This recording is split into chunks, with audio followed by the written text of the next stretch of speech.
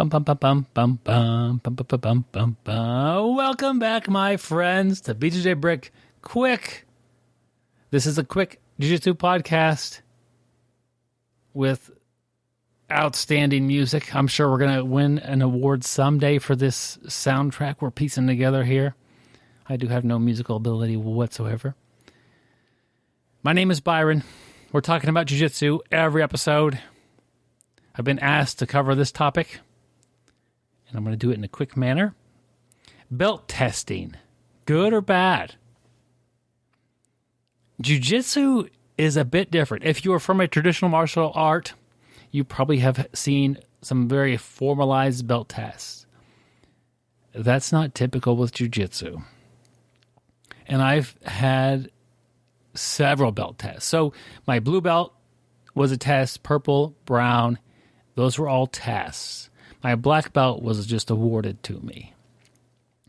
And not because of the fact that it was a black belt. Today at my current gym, we award the blue belts. We don't sit you down and run you through some sort of a ringer of tests to see where you're at. I'm not saying that what we do is correct. It's not even my decision. It's just what's happening at the gym I train at, and it's just what I'm familiar with, and I've seen both sides of taking a test and not taking a test. When I took my tests, blue belt, all the way up to purple belt, I guess that's blue and purple. That's not that many belts. If you listen to the last episode where at 0.6 I sound drunk, I probably sound drunk at 0.6 right now. There were no black belts in my city.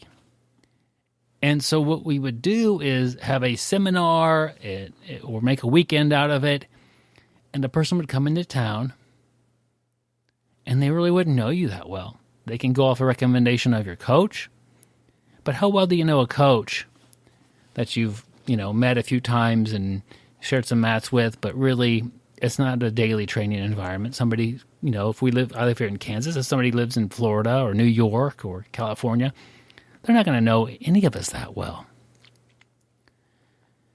But coach could recommend, hey, I'm going to recommend this person for a blue belt.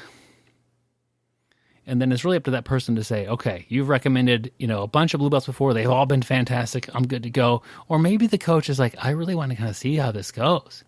I don't know, what you're feeling for a blue belt. And they might run a test through something, or maybe they just want a standardized process to, their students. My blue belt test was a little bit of knowledge demonstration and a little bit of sparring. And that, I guess that was similar to most of my other tests. But nowadays, coach knows you so well, at least at my gym. He's comfortable at either just giving you the belt himself or waiting until we have a big event here and have our coach, Andre Montero, comes into town and he will award some belts.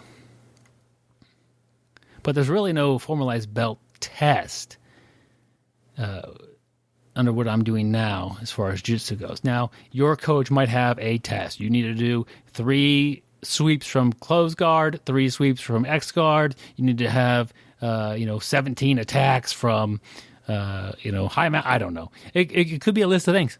You know what? Do those things. That's what you're going to focus on. I think that coaches maybe do that sort of thing to make sure you're kind of well-rounded, or you don't just have, you're not like too pigeonholed into a thing. It's just interesting, and I can't fault anybody, for having a standardized test, especially if you're traveling and trying to help grow jiu-jitsu within your association or something like that. You need to have ways to fairly award belts. We're fortunate now as jiu-jitsu grows. There's more and more black belts. There's more and more opportunities to train with higher people, and coaches are developing relationships with their students in a better way. And they're, I can roll somebody and say, hey, that person's probably a blue belt, and pass that off to a couple other coaches, and they either agree or disagree. That's kind of some thoughts on that. It's not good. It's not bad to have a belt test. It's either a reality for you or it's not. Don't think that because you didn't test for it, you didn't earn it. That's definitely not true. And don't think because you tested for it that it's going to be an easy belt for you, because all belts kind of start off a little bit rocky at times. But I don't know what you're doing. I'd like to hear that, comment, and I'd like to see what you're up to over there as far as belt testing goes. I want you to have a great day and stay sweaty, my friends, even during the belt test.